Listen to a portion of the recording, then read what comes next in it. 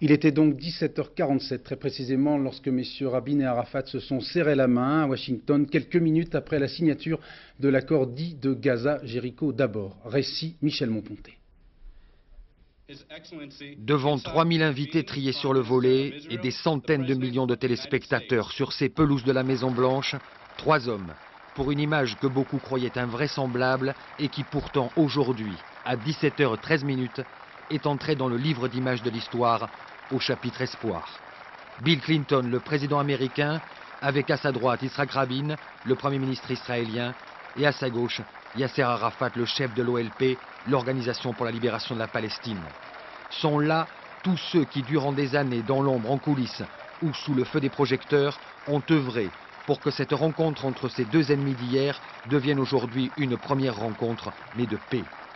Et les premiers mots de Bill Clinton seront justement pour tous les acteurs des chapitres précédents de cette longue marche, à commencer par George Bush, l'initiateur de la première rencontre de Madrid, sans oublier bien sûr Jimmy Carter, l'homme des accords de Camp David. Peut-être le dernier événement heureux en date de cette histoire moyen-orientale, c'était il y a 15 ans déjà. Premier orateur après Clinton à prendre la parole, M. Peres, le ministre des Affaires étrangères israélien. Il va de suite donner le ton de cette cérémonie, grave, responsable et solennelle. Nous vivons dans un pays très ancien.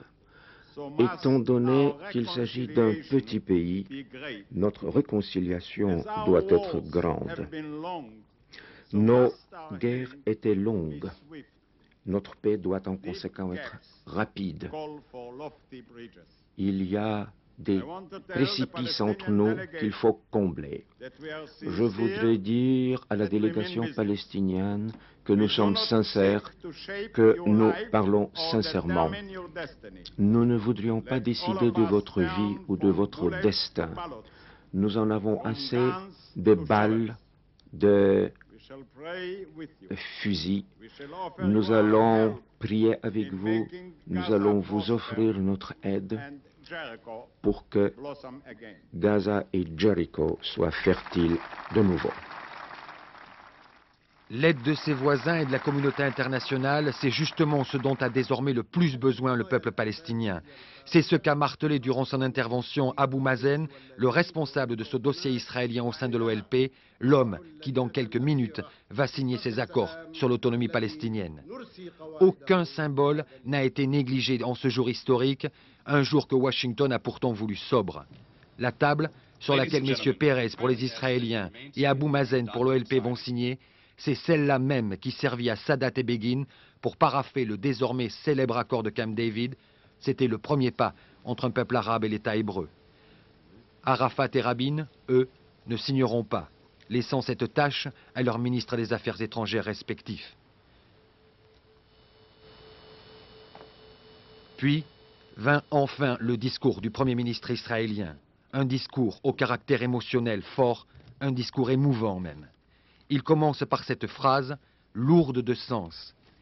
Il n'a pas été facile pour un ancien soldat comme moi, pour un ancien combattant, d'arriver jusqu'ici, jusqu'à ce jour. Et puis vient ce mot plusieurs fois répété par le Premier ministre israélien. Nous, qui avons lutté contre vous, les Palestiniens, nous vous disons aujourd'hui d'une voix claire et nette. Assez de sang, assez de guerre, assez.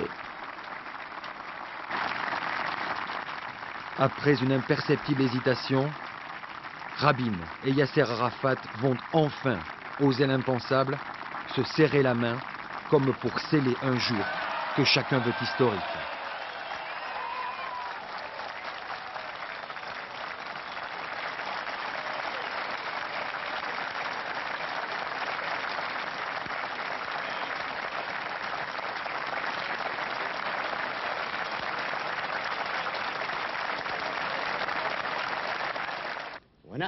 Arafat, lui aussi, parlera durant son interlocution de paix, de jour historique. Mais il ne cessera durant toute cette intervention de rappeler au monde la nécessité d'une coopération internationale avec la Palestine. Il est 18h25 ce lundi 13 novembre. Aujourd'hui, entre Israéliens et Palestiniens se clôt la cérémonie de la reconnaissance.